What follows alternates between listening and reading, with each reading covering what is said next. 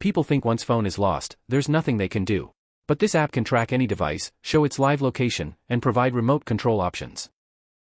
When the app launches, you'll see the loading screen while it initializes all tracking services and security modules. Once the loading is finished, you'll be taken to the login screen. Here, enter your email address and password. You can also sign in using your Google account or Apple account. The application will now verify your credentials and connect to its tracking services. Now you'll see the device identification screen. Enter the IMEI carefully because this information is used by the tracking system to identify the correct device. Once you've entered the IMEI number, tap Next. The application will now begin searching for the phone. At this stage, the tracking engine starts analyzing the device information and attempting to locate the phone. After the search is finished, you'll arrive at the main device dashboard. The app displays the device name, online status, and SIM card status. Now let's take a look at the available tools.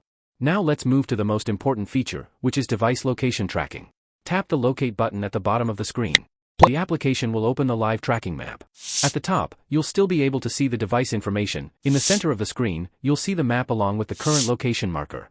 The red path shown on the map represents the detected movement route of the device. This makes it easier to understand where the phone has traveled. If you need a more detailed view, simply continue to the advanced map screen. Here, you'll get a clearer look at nearby roads, landmarks, and surrounding areas. The app also displays the last known location and the most recent update time. This information can help you narrow down the exact area where the device was last detected. At the bottom of the tracking screen, you'll find 3 quick actions. The first one is play sound. This makes the phone ring loudly, which is useful if it's nearby. The second option is lock phone. Use this to secure the device and prevent unauthorized access. And the third option is erase data. This allows you to remove sensitive information remotely if necessary.